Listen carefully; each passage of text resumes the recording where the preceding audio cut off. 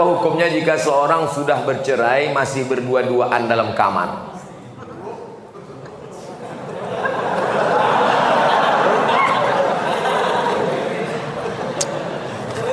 Laki-laki menjatuhkan tolak kepada perempuan, aku cerai engkau talak satu, maka dia masih satu rumah selama iddah 3 bulan, tapi tidak sekamar, hanya pindah kamar.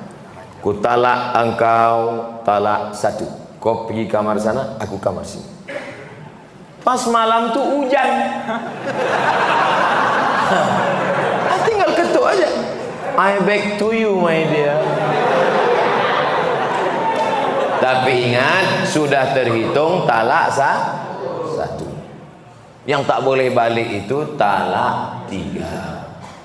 Talak 3 bisa jatuh dalam satu majelis dengan cara 2. Pertama, ku talak engkau, ku talak engkau, ku talak engkau, jatuh 3. Macam iklan. Atau saking marahnya, ku talak kau 100, jatuh 3. Makanya laki-laki sebelum kalian nikah, kursus dulu fikih. Jangan cukup nasihat Pak Kua 30 menit sambil tanda tangan ngasih pas foto. Tak cukup, tak ngerti masalah fikih. Nah, ini dia sudah talak, tapi tak disebutnya, entah masih ada iddah, entah tak ada iddah. Kalau masih ada iddah, berdua-dua dia, berarti itu sudah rujuk. Kalau berdua-dua kalian di kamar tuh, itulah rujuk itu. Rujuk kalian? Anda cuma berdua aja. Rujuklah tuh. Kalau sudah habis iddah 3 bulan, dijatuhkannya talak 1 Agustus, September, Oktober, 1 November, berdua-dua dia dalam, tak bisa lagi, tak bisa rujuk. Rujuknya mesti akad macam nikah dulu. Rukunnya 5, mempelai laki-laki, wali, saksi 2 orang, ada mahar, ada ijab dan qabul. Kata si wali, ku nikahkan engkau dengan anakku dengan mahar sebentuk cincin emas tunai. Sah. Itu namanya pengantin baru stok lama. Apa hukumnya kami menengok mereka berdua? Kenapa kalian tengok?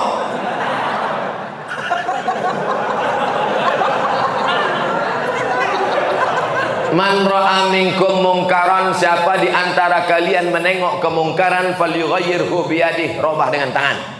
Kenapa kalian? Ini kalian udah rujuk apa tidak ini? Pakai tangan. Macam-macam tempeleng mati kau ni.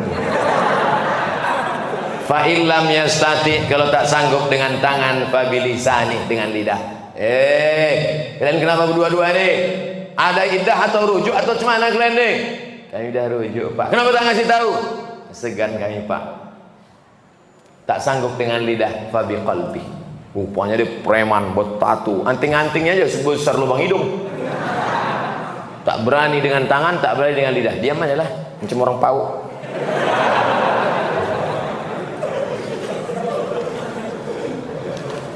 Pak Ustadz yang kami cintai, so sweet. Saya punya teman seorang peruqyah. Peruqyah itu artinya ustadz yang bisa ruqyah. Jangan ke dukun. Kalau ini diganggu jin, diganggu setan, jangan ke dukun, tapi pergi ke ustadz ruqyah. Kalau untuk Medan Sumatera Utara namanya Ustadz Musdar Bustaman LC, penulis buku ensiklopedia ruqyah. Cari di internet, Musdar Bustaman LC. Kakak kelas saya waktu di Mesir dulu, jenggotnya segini. Belum dibacanya ayat kursi, baru nengok jenggotnya, sehat orang.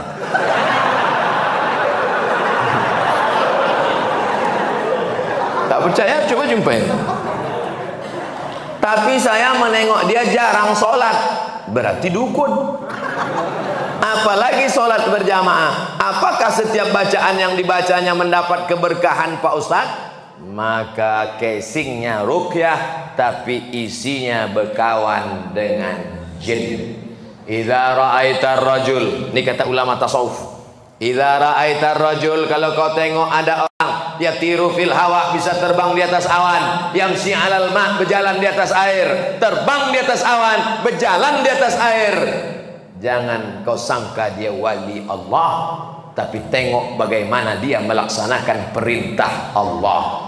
Tak solat, wali setan. Solat sikit, wali murid.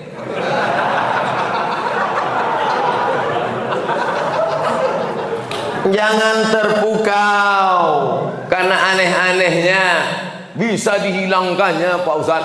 Hebat dia Pak Ustaz. Datang kami ke tempat dia waktu STNK BPKB kami hilang. Di mana hilangnya? Di kamar. Dipukulnya sekali lantai, ketepak muncul. Siapa yang bawa? Jin. Dia berkawan dengan jin. Oleh sebab itu maka tengoklah istiqomahnya dalam ibadah. Itu standar dalam Islam. Kalau suami menyuruh menandatangani surat, isinya kita tak lagi suami istri, tapi dibuat surat itu yang tahu hanya mereka berdua saja. Apakah itu sah Pak Ustaz? Sah. Sah jatuh talak. Talak apa namanya? Talak pakai tulisan. Tapi katanya mesti pakai saksi Pak Ustaz. Enggak, menjatuhkan talak tak mesti pakai saksi. Ini termasuk talak yang jatuh pakai tulisan. Kita tidak lagi suami istri, termasuk talak sorry, jatuh talak satu. Bagaimana talak bisa jatuh? Dua. Yang pertama sorry, ku cerai engkau talak satu, atau ditulisnya. Yang kedua pakai kiasan, pulanglah engkau ke rumah orang tua. Ibu-ibu, istri-istri, kalau ada suamimu berkata pulanglah engkau ke rumah orang tuamu, jangan pulang, tanya dulu apa maksud kau bro. Karena tolak kinayah yang kiasan itu mesti dilihat niatnya. Kalau niatnya niat tolak, maka jatuh tolak. Tapi kalau tak ada niat tolak, enggak. Pulanglah kau. Muak kali aku nengok, pergi kau balik. Abang, apa niat? Enggak ada nyuruh balik. Baliklah. Makanya perempuan itu mesti ngerti. Perempuan jangan mau dibodoh-bodohi. Pulang sana, pergi pulang. Maksud abang pulang apa ini? Enggak, maksudnya pulang liburan aja. Baliklah. Tak ada tuh talak. Benarkan roh akan pulang ke rumah setiap malam Jumat? Macam orang balik dari kantor aja.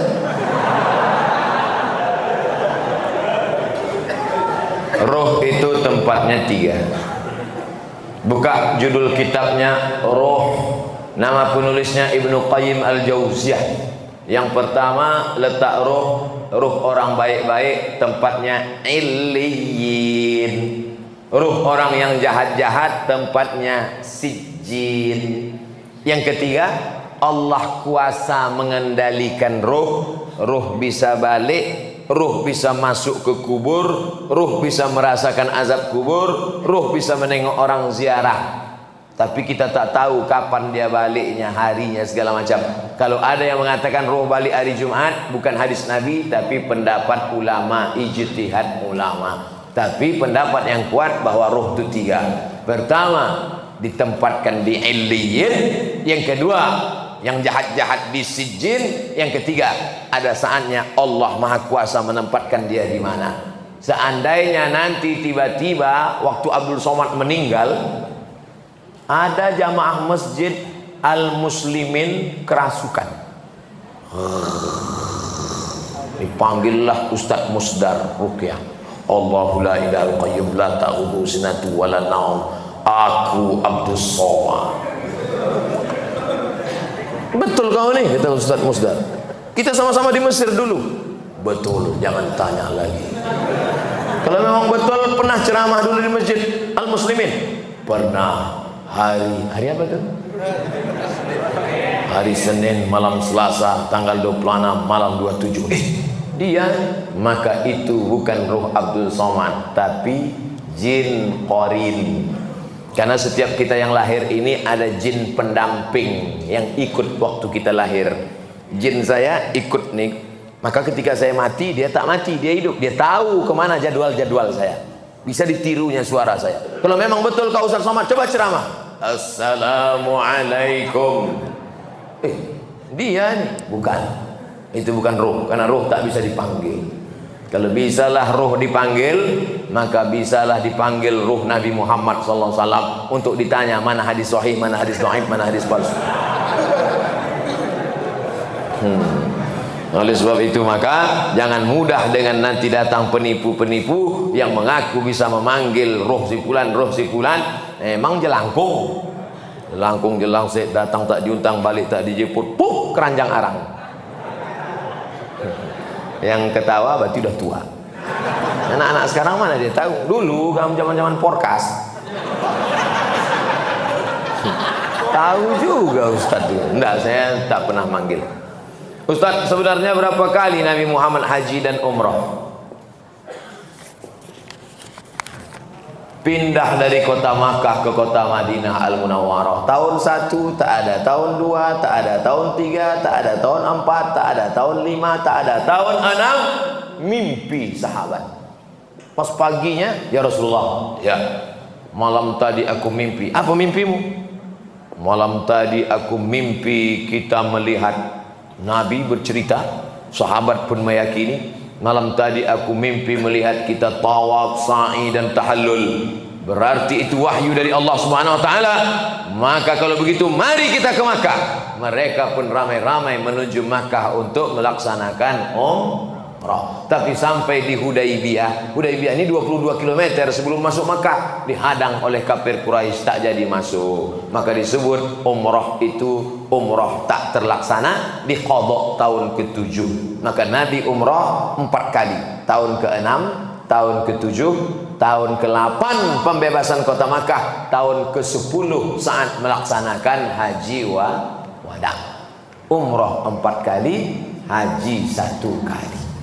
Nah, jadi Bapak Ibu yang mau melaksanakan umrah tahun 2020, kita berangkat bulan Januari, umrah akbar bersama Ustaz Somad, bersama Travel Grand Safa Nauli. Kok ke situ pula perginya Pak Ustaz? Entah, itu yang ditanyanya tadi.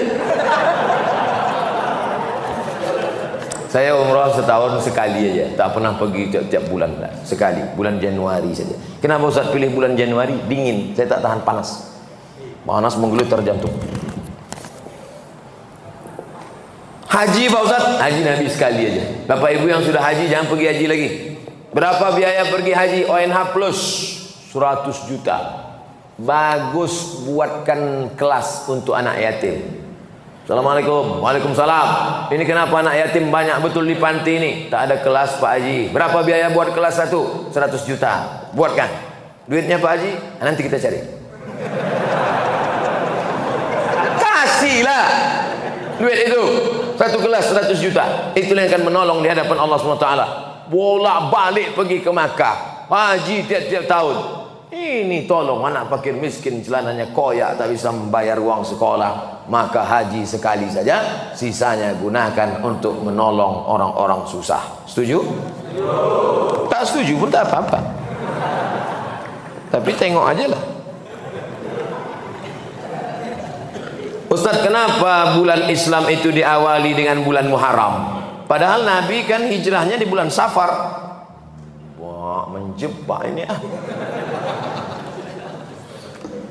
Nabi hijrah dulu kan bulan Safar Pak Ustaz. Ya. Kenapa tiba-tiba kalendernya dimulai bulan Muharram? Berkualitas pertanyaan jamaah Masjid Al-Muslimin. Allahu Akbar. Bermusyawarahlah sahabat Nabi. Abu Bakar sudah meninggal dunia, khalifahnya waktu itu Umar, Utsman, Ali, musyawarah. Kapan kita tetapkan bulan satunya? Jamaah pulang dari haji Zulhijjah. Pulang dari haji Zulhijjah, memulai hidup baru setelah Zulhijjah bulan Muharram. Setelah pulang Zulhijjah, cukur rambut, tumbuh rambut baru, semangat baru, start bulan baru Muharram. Maka itulah berdasarkan ijma'. Tak ada dalam Quran, tak ada ayat Quran, ya ayyuhalladzina amanu, mulai bulan Muharram, tak ada. Hadis Nabi pun tak ada. Karena penetapan bulan Muharram ini berdasarkan ijma' sahabat Nabi sallallahu alaihi wasallam radhiyallahu anhum ajma'in. Karena selesai pulang haji itu 3 bulan.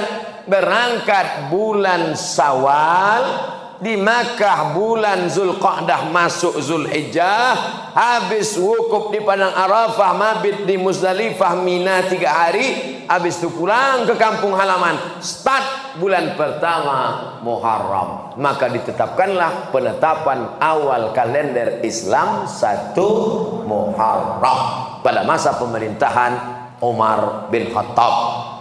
Wallahu a'lam bishawab. Apakah berdosa bila saya meminta rujuk lagi pada suami sementara suami sudah menikah lagi? Padahal saya di poligami pun ikhlas.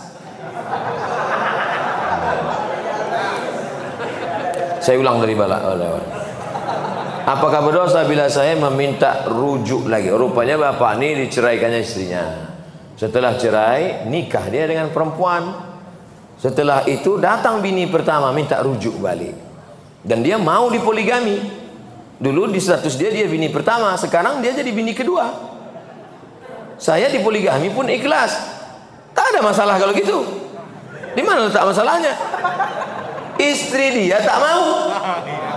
Oh, macam sinetron kurasa.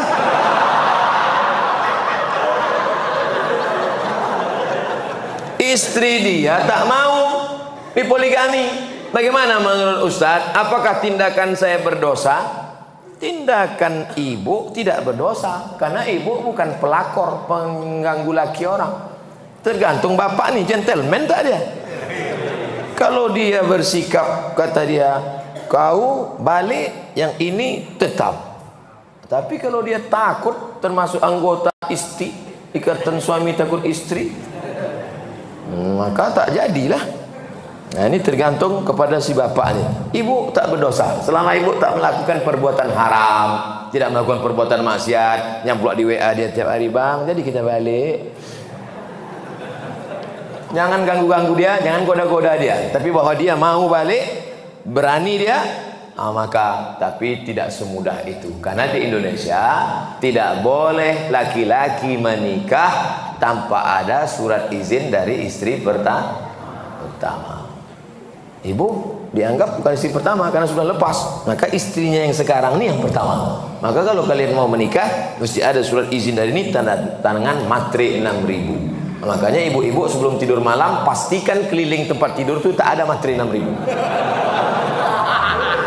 Karena mana tahu kita pas sedang tidur kan diambilnya tangan. Selesai, pas tengok jadi.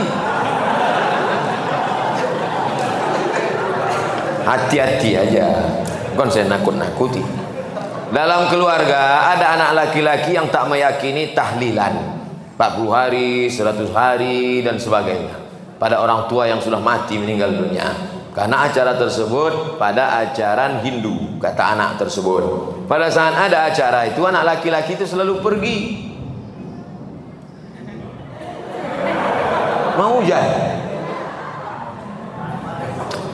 pergi dia cari kegiatan lain, ditinggalkannya maknya di rumah sehingga membuat maknya menangis sedih. Pertanyaan, bagaimana hukum anak tersebut membuat orang tuanya menangis dan bersedih? Bagaimana cara saudara dan keluarga menyikapi masalah ini, Pak Ustadz? Masalah bersedekah untuk orang meninggal dunia, kapanpun sedekah itu sampai. Mana dalilnya? Saat sayang betul dengan emaknya, ditanyanya Nabi, ya Rasulullah, ya ummi matat, emakku mati, apa atasaddaqu anha, kalau aku bersedekah sampai tak pahalanya untuk almarhumah emakku? Kata Nabi, sedekahlah engkau, pahalanya sampai. Itulah dalil bahwa sedekah sampai untuk orang mati. Ninggal Pak Ustaz? Iya, ninggal mati sama itu. Ayu sadaqatu afdal, apa sedekah yang paling afdal? Kata Nabi, sedekah yang paling afdal saqyul ma, memberi air minum. Kalau air minum sampai, apalagi asam pedas baung. Kalau air minum sampai, apalagi bubur kacang hijau. Maka sedekah itu mau berapa hari pun sampai. Yang paling bagus sedekah itu, tak usah tengok harinya, full terus sedekah tiap-tiap hari. Kalau perlu tiap malam, tiap pagi undang anak yatim, kasih makan. Assalamualaikum Pak Panti Asuhan. Ya, saya sedih betul mak saya meninggal, saya mau bersedekah sini. Berapa hari? Selama setahun saya sedekah. Semuanya Pak? Enggak, 2 orang aja. Berapa anak yatim di sini? Ada anak yatim Pak. 1 bulannya berapa biaya dia? 1 bulannya 1 juta Pak. Ini saya kasih 12 juta untuk setahun. Bagus, the best, mantap. Uang sekolahnya sekalian. Adapun ditetapkannya 40, 100, maka tidak ada larangan.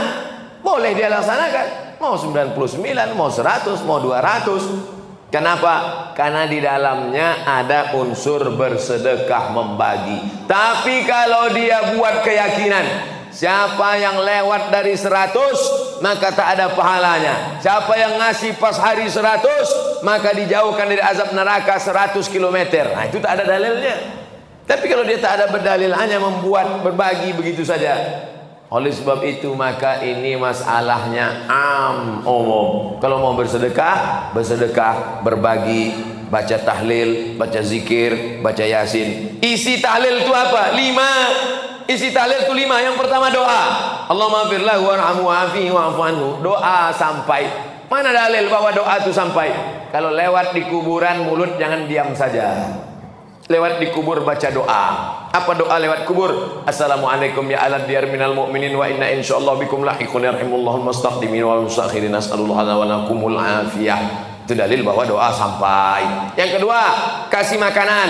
Mana dalil kasih makanan sampai? Sedekah saat air, kata Nabi, sampai. Yang ketiga, berkirim tahlil. Apa itu tahlil? La ilaha illallah, la ilaha illallah, la ilaha illallah. Ya Allah, sampaikanlah tahlil kami kepada almarhum fulan, sampai. Mana dalilnya? Pelepah korma dicucukkan ke makam. Kata Nabi, pelepah korma waktu basah bertasbih, tasbihnya sampai pada orang mati. Kalau tasbih pelepah korma saja sampai, apalagi tahmid, tahtim, tahlil orang yang beriman. 4, membacakan Al-Quran. Yang paling afdal kata Imam Nawawi, wa in khatimul qur'ana fahuwa hasanun. Sebagus-bagusnya hatamkan sehatam Quran. Bagus. Tak sanggup sehatam Quran, pilih hatinya Al-Quran. Apa hatinya Quran? Yasin wal Qur'anil Hakim innaka laminal mursalin. Bacanya pelan-pelan. Ini banyak orang yasinan ujung-ujungnya aja. Tunjaon bayakun. Yang kelima adalah inti tahlil itu ada nasihat setawar sedingin melapangkan keluarga yang terkena musibah. Wahai keluarga yang kena musibah, bersabarlah. Innalillahi wa inna ilaihi rajiun. 5 poin itu semuanya kebaikan, kebaikan, kebaikan. Semoga Pak Ustadz selalu dalam lindungan Allah. Amin ya rabbal alamin. Saat akikah anak, bolehkah menerima sumbangan dari teman-teman dan tetangga? Kullu mauludin rahinatun bi'aqiqatihi. Setiap anak yang lahir tergadai dengan akikahnya. Tulbahu anhu yauma sabihi. Hari ke-7 sembelihkan kambing. Yuhlaku, cukurkan rambutnya. Wa yusamma, kasih nama yang baik-baik, yang bagus-bagus. Karena nama adalah doa. Artinya kita bersedekah syukur karena sudah punya anak. Orang susah punya anak sampai bayi tabung ke Singapura 100 juta paling murah. Itu pun tabung-tabung second 9 kilo. Ini Allah minta anak cuman 1 kambing. Berapa harga kambing sekarang? 1 juta, 2 juta. 2,5 juta udah kambing kelas VIP udah itu dah. Cuman seekor kambing diminta untuk anak perempuan, 2 ekor anak laki-laki 5 juta. Sudahlah murah 5 juta pun ada juga pikiran bisnis di kepala. Ini kalau ku kasih 5 juta bisa balik 15 ini. La ilaha illallah Muhammadur Rasulullah. Makanya waktu anak saya lahir tak saya undang jamaah.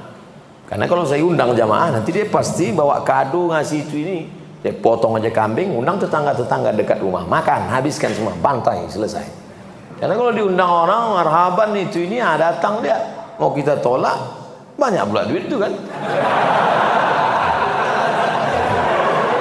Oleh sebab itu maka kita pahami bahwa akikah ini mengasih, bukan menarik. Jangan jadikan akikah sebagai ajang tarik-tarikan arisan. Harus kita pahami dengan baik bahwa akikah ini adalah syukur kita kepada Allah. Tak ada duit hari ke-7, hari ke-14. Tak ada duit hari ke-14, hari ke-21. Tak ada duit hari 21, tak usah tengok kalender lagi setahun, 2 tahun, 5 tahun, 10 tahun, 10 tahun. Kalau ada anak bapak yang belum akikah kemarin, sekarang umurnya udah semester berapa? Udah semester 5, umur 20 tahun. Nah, sekarang diakikahkan, tak apa-apa. Besok pagi akikah. Insya Allah masih sempat saya datang. Tapi akikah saja, nyamplak diayun pakai marhaban. Marhaba ayanur. Anak semester 5 itu duduk. Tak cukur pula tuh, pakai kelapa muda. Banyak orang kita ini yang udah lalu-lalu dibuatnya ulang balik. Akikah sedekahnya aja, rambut usah cukur lagi. Nama itu aja lah, jangan nama lagi. Ini. Begitu juga dengan mengazankan anak. Anak yang dulu diazankan bagus, sunnah. Nabi mengazankan cucunya, Sayyidina Hasan, Sayyidina Husain. Tapi kalau anak udah besar, jangan diazankan lagi. Nanti balik dari sini, nak sini sebentar. Allahu Akbar, Allah. Apanya ya nih gitu.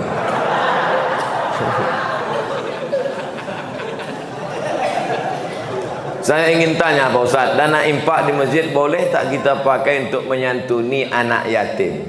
Dana infak masjid diserahkan untuk santunan anak yatim. Dibuat di situ infak masjid. Orang yang memberi infak ke masjid itu niatnya adalah untuk operasional masjid. Semua yang terkait dengan masjid dialihkan kepada bukan lokasi alokasinya, maka itu temuan BPK. Tapi sedekah umum dibuat di situ, kotak sedekah. Tak ada dibuatnya sedekah masjid, umum saja. Dialihkan ke fakir miskin bisa, karena posisi masjid di situ adalah sebagai mediator, sebagai pengumpul dia. Yang tak boleh itu duit anak yatim untuk masjid. Nah, itu tak boleh. Alladzina yakuluna amwalal yatama, orang yang memakan harta anak yatim, innama yakuluna fi butunihim nara, mereka makan api neraka. Tak boleh. Adapun duit sedekah umum dibagikan ke anak yatim boleh. Duit anak yatim dibagikan ke masjid tak boleh. Dipahami dengan baik. 2. Menyantuni fakir miskin Pak Ustaz, sedekah. Makanya untuk keluar dari ikhtilaf ini, makanya kadang kalau kita sholat Jumat, kotak itu sampai 3. Kotak 1 untuk masjid, kotak 2 anak yatim, kotak 3 fakir miskin, kotak 4 MDA, kotak 5 DLL. Macam pawai taruh. Pakai remote pula tuh. Kenapa banyak betul kotak? Supaya orang memasukkan duit sesuai dengan niatnya masing-masing. Ada yang mau ngasih masjid, kasih masjid. Ada yang ngasih anak yatim, kasih anak yatim. Ada yang ngasih MDA, kasih MDA. Pengurus takut salah alokasi dana nanti dituntut orang di akhirat. Udahlah amal tak banyak, menyelesaikan itu pula lagi. Kertas terakhir. Saya sudah beberapa tahun nih hijrah, alhamdulillah. Selalu menjaga sholat fardu, alhamdulillah. Sholat sunat juga, alhamdulillah. Yang menjadi masalah, na'udzubillah. Ketika saya tak pernah khusyuk setelah takbir, selalu terlintas di pikiran saya kesana kemari. Dalam hati saya, apakah akibat dosa-dosa saya yang telah lalu? Cara khusyuk kata Syekh Ali Tontowi 5. Yang pertama, jangan macam main bola langsung turun sepak bola, kram. Jadi gimana? Lari-lari dulu, pemanasan. Sama macam naik motor, tak mungkin langsung panaskan dulu mesinnya. Tak juga panas, hidupkan mancis. Artinya apa? Pemanasan dulu. Apa pemanasan sebelum sholat? Jangan ujuk-ujuk habis nengok HP langsung Allahu Akbar. Macam-macam lah datang WA, datang Twitter, BBM, WhatsApp, Instagram. Pemanasan dulu. Pemanasannya apa? Ketika berwudu hati khusyuk. Khusyuk dimulai ketika berwudu. Saat dihidupkan keran atau diambil air dari gayung, membasuh tangan, keluar dosa-dosa dari celah tangan. Ambil air, masukkan ke mulut, ke hidung, keluar dosa dari mulut dan hidung. Diambil air, berkumur-kumur, istinsyaq, istinthar, keluar dosa dari mulut. Disiramkan air ke wajah, keluar dosa dari biji-biji mata. Nah, ini hati udah mulai dijaga nih, supaya jangan lari dia ke kiri, lari ke kanan, dijaga. Masukkan dia ke sarang. Ketika air menyiram tangan, keluar dosa dari celah-celah tangan. Ketika air mengusap kepala, keluar dosa sampai isi kepala yang kotor-kotor ini sampai ke lubang telinga. Ketika air menyiram kaki, keluar dosa dari kaki. Hadis riwayat Ibnu Majah, menghadap kiblat. Asyhadu an la ilaha illallah, asyhadu anna Muhammadan abduhu wa rasuluhu. Allahumma ij'alni minat tawwabin waj'alni minal mutatahhirin waj'alni min ibadika sholihin. Jangan dalam kamar mandi yang ada WC-nya, tak boleh berdoa ada WC dalam. Setelah itu dari tempat wudu, mana tempat wudu? Entah mana-mana lah pokoknya. Dari tempat wudhu ke dalam, Nabi melarang tasbih. Tasbih menjalin jari jemari. Tak boleh. Tasbih retak tak boleh. Yang boleh itu tasbih. Tasbih tak boleh. Dari tempat wudhu itu tasbih. Kalau datang orang ngajak ngobrol, gimana cara kita? Subhanallah. Supaya hati ini jangan kemana-mana. Ini hati nanti liar nih, mau pergi kemana-mana. Yang kedua, menjawab azan. Allahu Akbar, Allahu Akbar, Allahu Akbar. Asyhadu an la ilaha illallah, asyhadu an la ilaha, asyhadu anna Muhammadan Rasulullah, asyhadu anna Rasulullah. Jangan lupa berselawat. Allahumma shalli ala sayyidina Muhammad wa ala alihi. Hayya 'alas shalah. Jangan ngomong. Datang kawan sebelah ngomong, sampai akhir azan tutup. Ini dalam rangka menjaga hati tadi supaya jangan liar dia, jangan pergi dia kemana-mana. Tetap di dalam.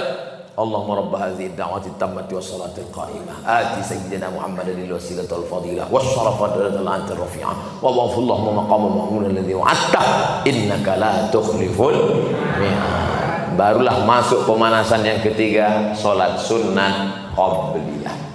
Usolli sunnat as-subhi raka'ataini qabliyatan lillahi ta'ala. Bagi al-wasliyah, bagi yang Muhammadiyah enggak pakai usolli.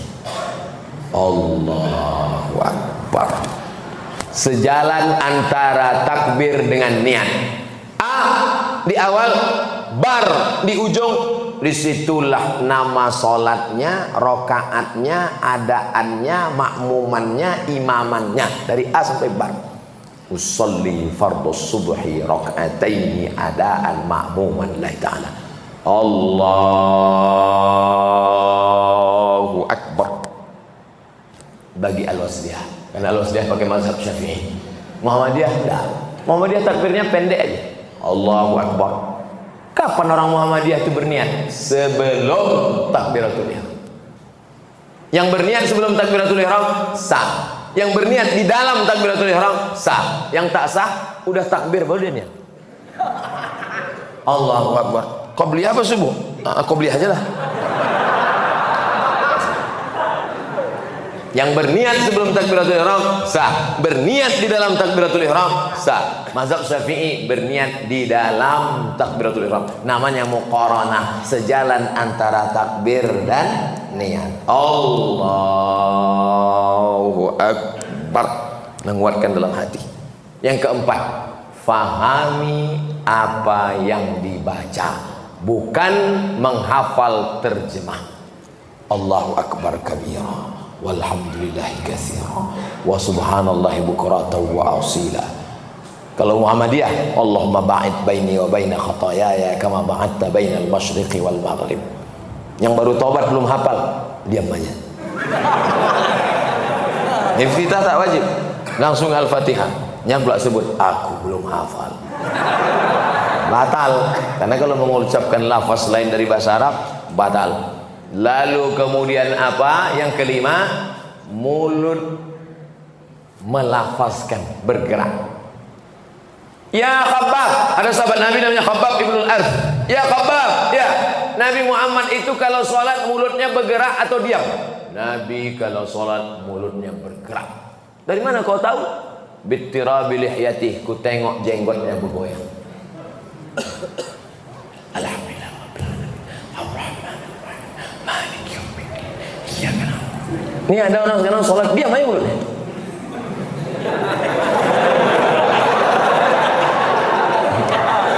Dia nengok awan pula, nampaknya pula Garuda sama Agus.